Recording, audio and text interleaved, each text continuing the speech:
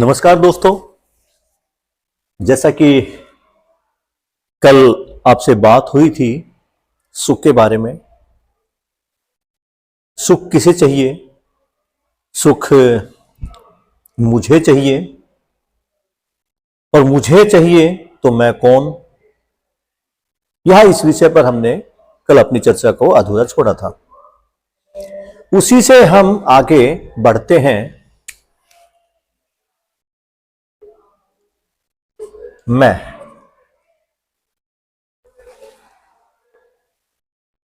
मैं कौन हूं?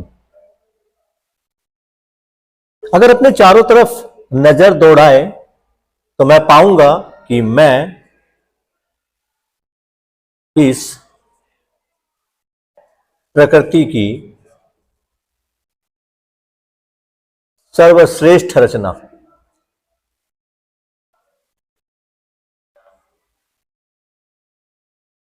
अर्थात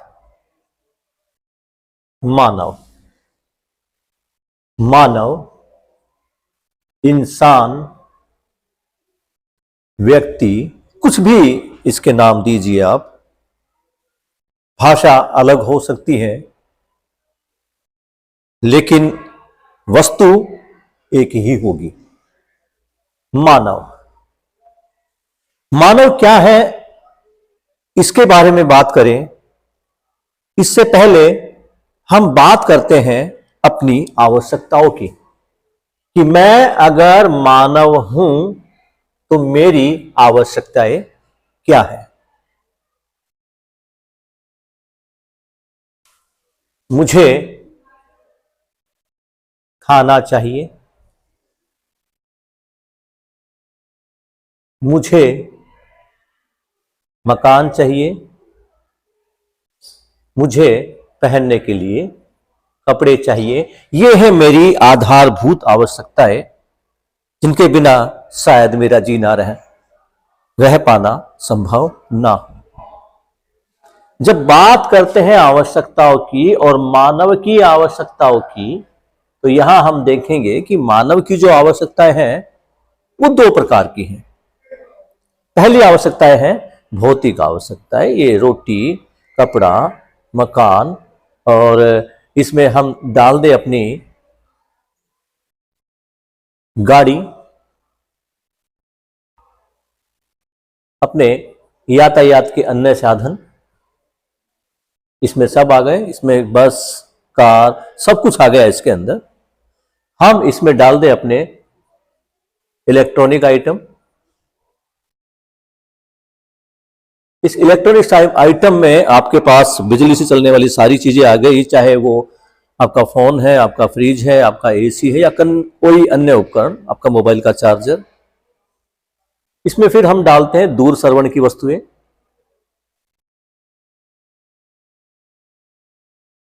जिसमें आपका मोबाइल फोन, आपका सैटेलाइट फोन, आपका नॉर्मल तार वाला फोन, कोई भी किसी प्रकार का कम्युनिकेशन का जो माध्यम है वो।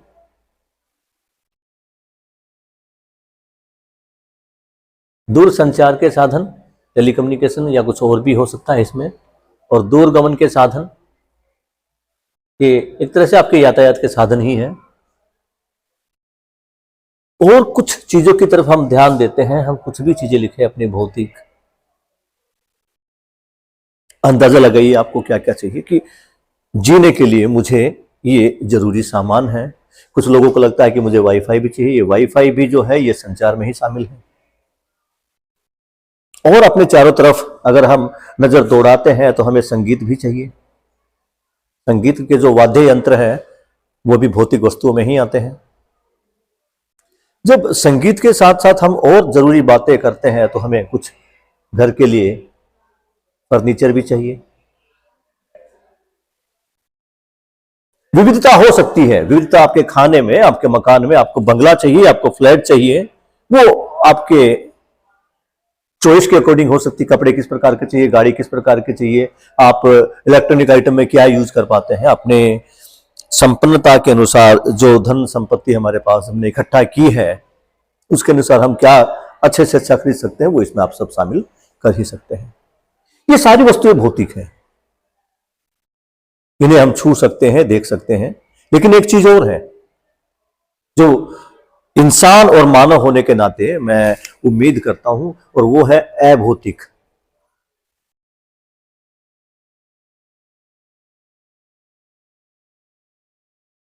जैसे कल हम बात कर रहे थे सुख की,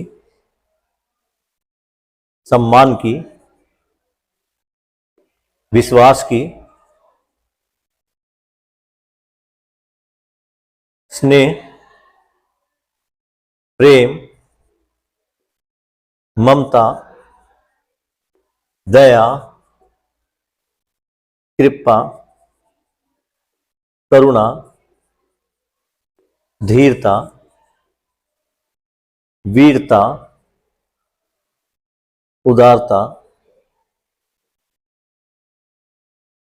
जिस प्रकार हम संगीत के साधनों को छू सकते हैं, दूरसंचार के साधनों को छू सकते हैं, मकान को टच कर सकते हैं, कपड़ों को टच कर सकते हैं, खाने को भी टच कर सकते हैं, क्या इन्हें टच कर सकते हैं? नहीं, क्योंकि ये भाव है और ये भौतिक है। अब जब मेरी आवश्यकताएं दो प्रकार की है, एक भौतिक और एक अभौतिक, तो ये जो मैं मानव आपके सामने खड़ा हूं, क्या ये एक हो सकता है? सोच के देखिए। मेरी आवश्यकताएं दो प्रकार की, ये आवश्यकताएं अगर आप देखें, ये किसको चाहिए? शरीर को। लेकिन ये सुख, सम्मान, विश्वास, प्रेम, स्नेह, तो ये भी शरीर को चाहिए। कपड़ा चाहिए तन को ढकने के लिए, गाड़ी चाहिए इस तन को एक जगह से दूसरी जगह ले जाने के लिए, मकान चाहिए इस शरीर को, इस तन को हर प्रकार के प्रतिकूल वातावरण से, मौसम से बचाने के लिए, खाना चाहिए इस शरीर को ऊर्जावान बनाए रखने के लिए। लेकिन ये किसको चाहिए? अब ध्यान रखता है कि ये शरीर के अलावा भी मानव में कुछ और है, जिसे, जी बिल्कुल सही, जिसे हम मन भी बोलते हैं। सुख किसे चाहिए? सुख कहां फील होता है? सम्मान कहां फील होता है? क्या हाथ में मुझे सम्मान फील होता है? क्या आंखों में मुझे विश्वास फील होता है? या मैं कहूं कि घुटनों में मुझे ये करुणा और दया फील होती है? नहीं, इनका शरीर से कोई लेना देना है ही नहीं। ये मन में फील होती है। आज मेरा मन बड़ा खुश है, आज मेरा मन बड़ा दुखी है, आज मन बड़ा परेशान है, आज मन बड़ा व्याकुल है। ध्यान से देखिए, ये मन है कहां शरीर के अंदर? दिल में, दिमाग में, घुटने में, आंखों में, कान में, नाक में, कहां है ये मन? यहां अब ये जांचना पड़ेगा कि मानव है क्या। तो मानव है शरीर प्लस मन। इस मन को मैं भी बोल सकता हूं, इंग्लिश में से सेल्फ भी बोल सकते हैं। आत्मा कुछ लोग स्वीकार करते हैं, और इसे जीवन भी बोल सकते हैं। जीवन क्यों, अभी बात करेंगे। तो मानव शरीर और मन का अभाज्य रूप क्या बना? ये बना मानव। समझे? मैं क्या हूं? मैं मानव हूं। मैं शरीर और मन का अभाज्य रूप, शरीर, आत्मा या जीवन, इनका अभाज्य रूप। अब इनको अभाज्य क्यों कहा गया?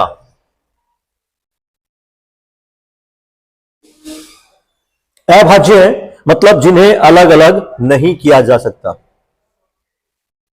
करके देखिए, ये मानव है, मानव का एक शरीर है, मानव का एक जीवन है। कीजिए इन्हें अलग। जैसे ही ये दोनों अलग हो गए, ये शरीर बन जाएगा डेड बॉडी। अब ये शरीर डेड बॉडी है, ना ये किसी का बेटा है, ना ये किसी की बहू है, ना किसी का पति है, ना किसी की पत्नी, ना किसी का भाई, ना किसी का मित्र, मात्र एक डेड बॉडी। यानी जैसे ही मेरे शरीर से ये जीवन या सो कॉल्ड आत्मा अलग हुई, मैं बन गया डेड बॉडी। अलग होकर ये शरीर डेड बॉडी बन गया, जीवन क्या बना? आत्मा क्या बनी? ये हमारे सो कॉल्ड भूत प्रेत।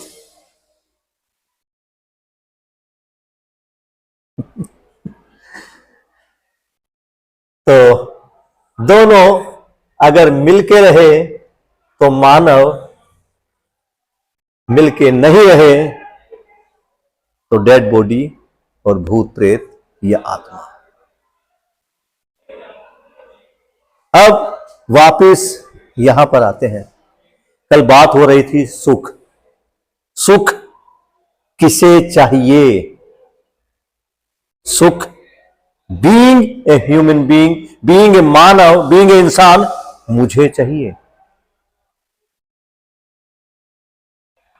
जो सबसे पहली क्लास थी जिसमें हमने बात हुई थी, जिसके पास जो होगा वही बांटेगा, इसके अन्यथा अगर वो कुछ करने का प्रयास करेगा वो कर नहीं पाएगा। उदाहरण के लिए, अगर मुझे सब्जी खरीदनी है तो मुझे सब्जी वाले के पास जाना पड़ेगा क्योंकि उसके पास सब्जियां हैं।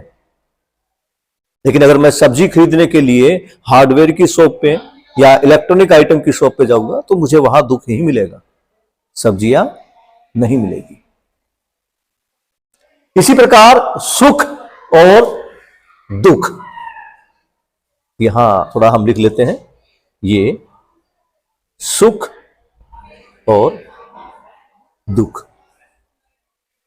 ये सुख और दुख होता कहां है? अभी हमने बात की थी भौतिक वस्तुओं की। सुख, सुख कहां, इसकी जरूरत कहां है? मन में या जीवन में? ये सुख मन और जीवन की वस्तु है, लेकिन इसे पाने का प्रयास हम कहां कर रहे हैं? सुखी हम किसको करना चाहते हैं और सुखी किससे होना चाहते हैं?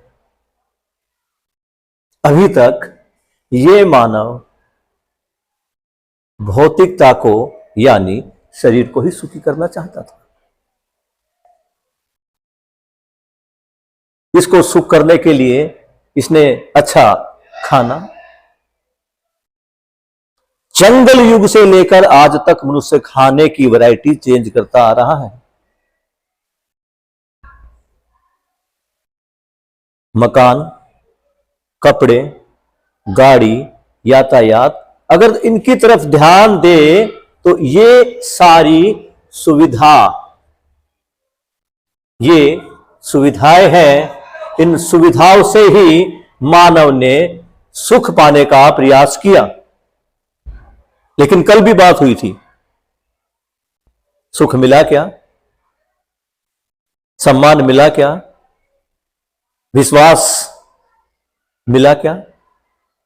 मैं जिसे सुख समझता था, कुछ पल बाद वही मेरे दुख का कारण बन जाता है। आज बड़ी शान से पैसे का प्रयोग करके मैं एक सुंदर मकान बना रहा हूं, बहुत बड़ी आलीशान मकान। मकान बनाने के बाद उसको दिखाने के लिए मैं उसका गृह पूजन, मकान पूजन ही शायद उसको बोलते हैं, उसका आयोजन करता हूं, जिसमें मैं अपने सगे संबंधियों को, मित्रों को, दोस्तों को बुलाता हूं। घर का एक कोना कोना दिखाता हूं। ये पंखा देखिए, ये एसी मैंने वहां से मंगा, ये जो पत्थर लगा है ये इटली का, ये जो टॉयलेट लगी है ये फला फला कंपनी की है, ये जो इसके अंदर पानी की फिटिंग हुई है ये जैगवार की है। बड़ी शान से पैसा खर्च किया मकान बनाने के लिए, लेकिन उस मकान को दिखाने के लिए मैं फिर से पैसा खर्च कर रहा हूं और बढ़िया बढ़िया बढ़िया बढ़िया बढ़िया करके सारी चीजें दिखा रहा हूं। अगर मेरा कोई रिश्तेदार या मित्र मुझे वहां टोक दे कि यार मकान तो बहुत अच्छा बना है लेकिन ये, चलो छोड़ो, जैसे ही उसने ये और चलो छोड़ो कहा, मेरी खुशी धीरे से एक तनाव में, ऐसा क्या होगा, नहीं बताना, बताना हुआ क्या, मतलब क्या, मतलब लैट्रिन में क्या, मतलब अलमारी में क्या क्या, मतलब अरे कुछ नहीं यार छोड़ो। उसका एक छोटा सा शब्द मेरी खुशी, जो मैंने लाखों करोड़ों रुपए लगाकर अपने मकान में पाने का प्रयास किया था, चुटकी में गायब। इसी प्रकार जब मैं सम्मान पाने के लिए एक बड़ी गाड़ी खरीदता हूं, बड़ी शान और शौकत के साथ उस गाड़ी को ऑफिस में लेके जाता हूं या पड़ोस में से निकालता हूं, पड़ोसियों को दिखाता हूं, ये गाड़ी अभी, हाँ ये मतलब सबसे सेफ्टी रेटिंग वाली गाड़ी है, महंगी गाड़ी है, एवरेज भले ही कम हो लेकिन अंदर बैठ के आनंद आता है, इसका म्यूजिक सिस्टम बहुत अच्छा है। ऐसी बातें करता हुआ मैं निकल रहा हूं, समझ रहा हूं, सम्मान पा रहा हूं कि सामने वाला मेरा सम्मान कर रहा है या जलन का भाव उसके अंदर पैदा हो रहा है, ये भी जांचने वाली चीज है। लेकिन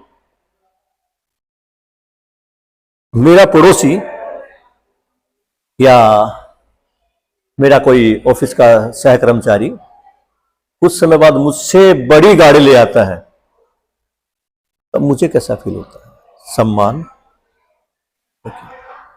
तो मैंने अब तक मानव के रूप में मैंने सुविधाओं से सुख पाने का प्रयास किया, जबकि सुविधाओं में सुख नहीं है तो क्षणिक सुख है। उस क्षण के बाद, जैसे कल बताया था कि मेरे अंदर तनाव है, कुछ खुशी मिली, फिर तनाव, फिर खुशी, फिर तनाव, फिर खुशी, फिर तनाव, ये चलता रहेगा। परमानेंट निरंतर सुख नहीं मिलेगा। अब निरंतर सुख कैसे मिलेगा?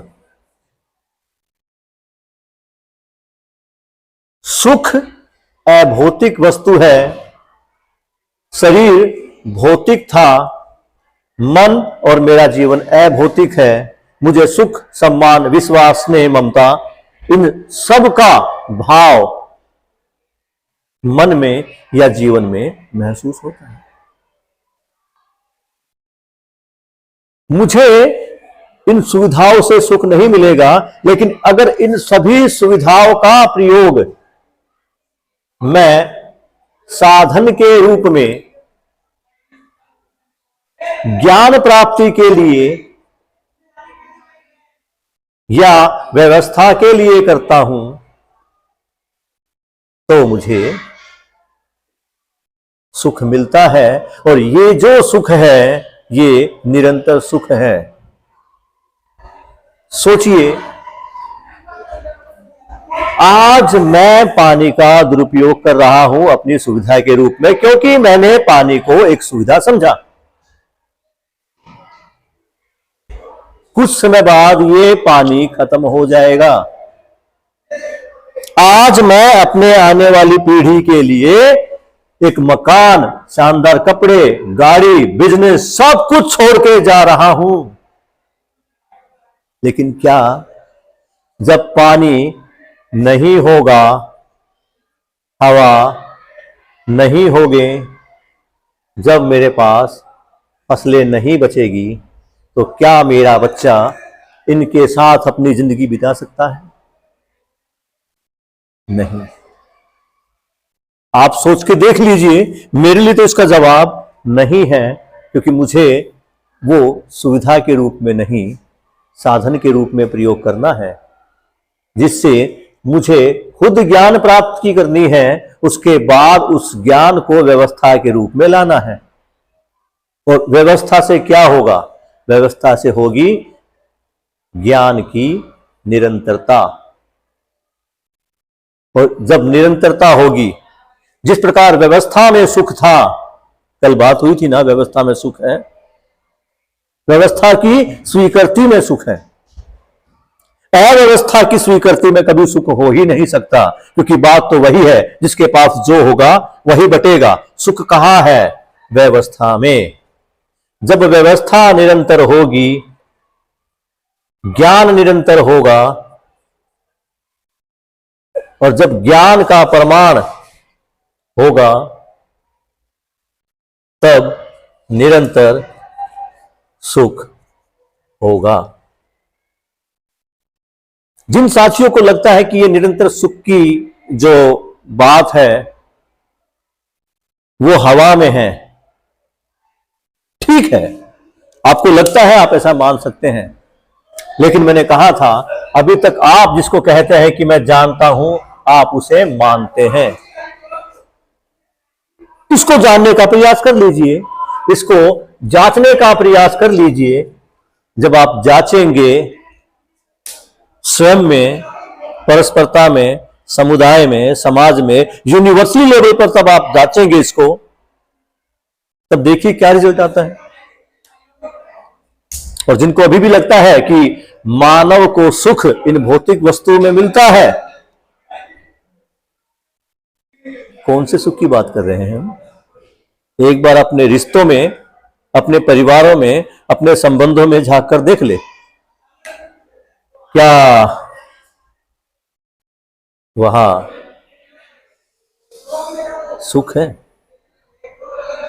या तनाव है? अपने आप में झांक के देख लीजिए। इन चीजों के साथ रहते रहते भी क्या मैं कभी तनाव मुक्त हुआ? मेरा अपना नजरिया हो सकता है, आप अपने में झांक के देखिए कि क्या जिनसे मैं सुख पा रहा था वो मुझे सुख मिला? क्या उस सुख से मेरी तनाव मुक्ति हुई?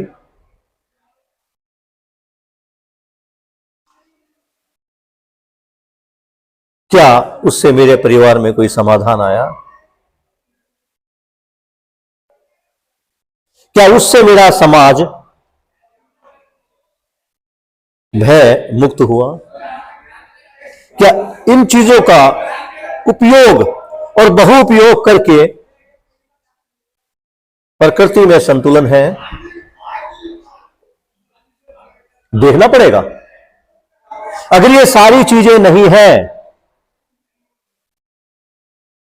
तो सोचना पड़ेगा कि जिसे मैं सुख समझ रहा हूं, क्या वो सुख है या वास्तव में दुख का कारण?